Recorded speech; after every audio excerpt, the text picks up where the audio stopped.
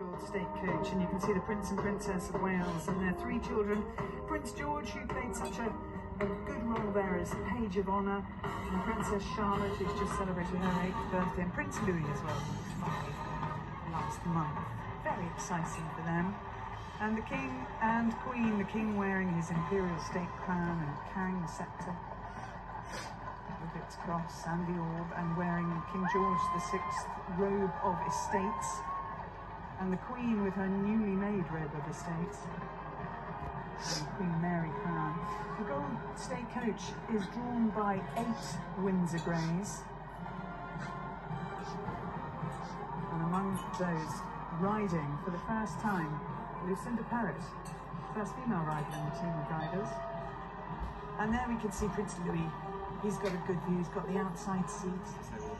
That's a remarkable feat. And so begins the coronation procession, the route back from Westminster Abbey to Buckingham Palace. And this is where the fun begins, because the service, quite rightly, is solemn, it is serious. It was, I think, extremely emotional for those taking part, and I think for most people watching. But this is almost a relief. Everything so far has gone absolutely like clockwork. And that golden coach, although it has poor suspension and may not be the most comfortable ride, it looks immaculate. It is glistening, it is gleaming, and it's made of gilt wood. That's a thin layer of gold leaf over wood.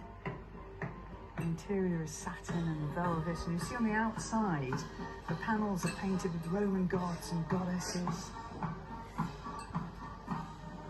It also ensures that the King and Queen are the driest people on the parade. That is true. Here we see the Commonwealth troops and the flags being carried on the outside as well. And there are 8 groups in total in this coronation procession. The flags being carried by guardsmen. And the King and Queen Camilla have a chance now to really enjoy the crowds who have gathered and acknowledge them as much as possible. And having got through... the Canadian Mounted Police. Now the Mounties have a wonderful relationship with the Crown. They have over the years gifted many horses to the late Queen in future years. So the Mounties have a very prime position. They have, I mean... And actually, I think all of those horses here have been gifted to the royal family. So they are being ridden here, but they actually now belong to the royal family. I was going to say, what an extraordinary thing for them to be able to do from Canada and ride at the head of the royal procession. The Royal Air Force have reached the Queen Victoria Memorial, and I mentioned this earlier, all of the marching elements to this will make their way into the gardens of Buckingham Palace, and they will form up there to salute the King. Because they're ahead of the Gold State Coach, they haven't had the chance to see him since he's been crowned, but they will in the gardens. Yes.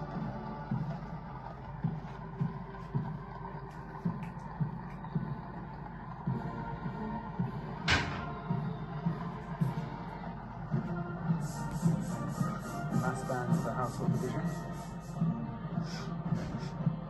You were making a point earlier, Rebel, about the importance of music to both the infantry and indeed cavalry, but that beat, the importance of keeping everybody on a beat. It is, but also the idea that the music is a morale booster. So it plays many different parts, quite much on the ceremonial side.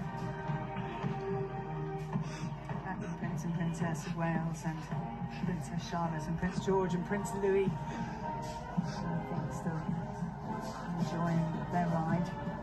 I was going to say earlier, Claire, I was trying to interrupt you. I think they might compete for best show and tell at school, don't you? Oh, I think they will. I have to say though, if we were awarding, medals, obviously medals to all the pages in the service, but also I think a medal to Penny Morton. Lord President of the Privy Council. That was a heroic effort. Heroic is the word. I was talking about the ensigns who carry all the colours, the flags out on parade, and they'll be extremely heavy with the rain, but she was holding a ceremonial sword.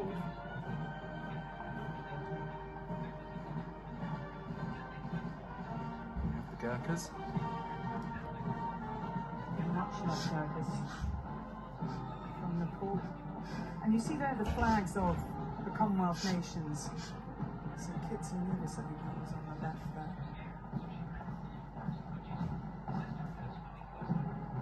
And the Princess of Wales looking absolutely beautiful. Prince of Wales is wearing under lifestyle as much as possible, a normal childhood as much as is possible.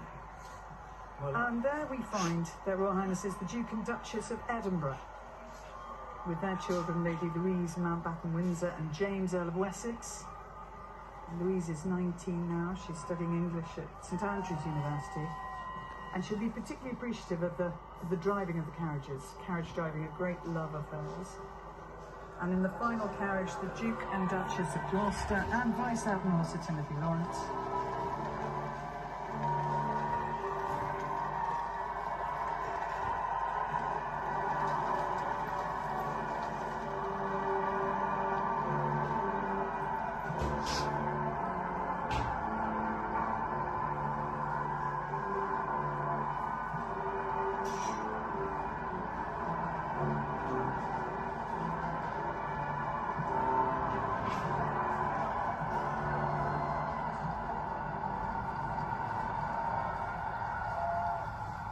To funnel themselves through those three arches, so quite a feat, Gravel,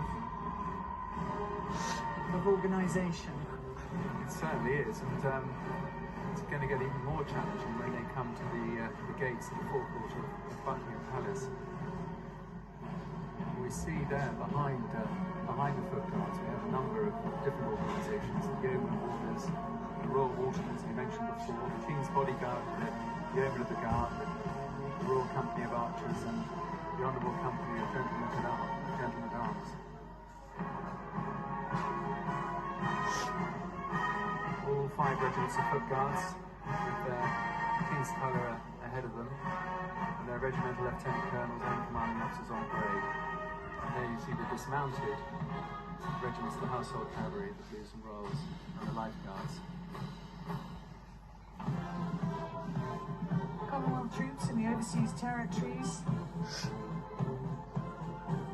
And it's wonderful to know the reach that today is having around the world. 447 representatives of the Commonwealth Armed Forces on parade.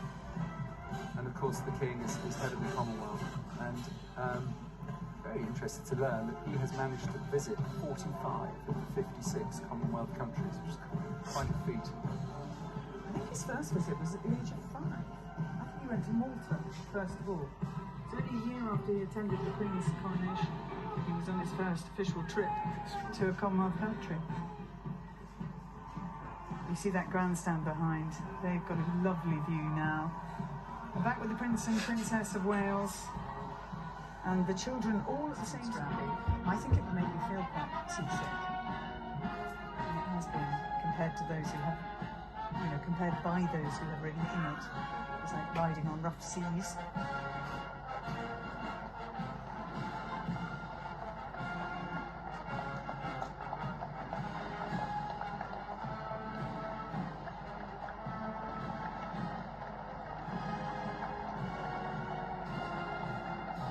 Just to say, on iPlayer you can, if you wish, select uninterrupted commentary free coverage, or if you require more detail on Red Button, we have accessible commentary, also a signed version on BBC Two.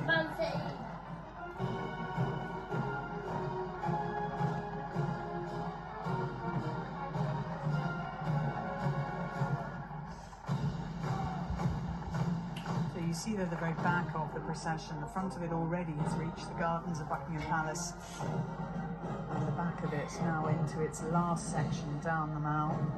And colours being lowered as the state coach goes by. Yes, the soldiers will use their rifles to salute, and then the young officers carrying the colours will lower the colours. I was talking about how tricky that becomes when they are wet. It's difficult enough normally, but when they're wet, they'll be 3 times the weight. King Charles III is the Commander-in-Chief of the UK Armed Forces, and that's a role he inherited on the death of Queen Elizabeth in September last year. And he holds the highest rank in all 3 services, so Field Marshal, Admiral of the Fleet, and Marshal of the Royal Air Force. And of course, Captain General of the Royal Marines.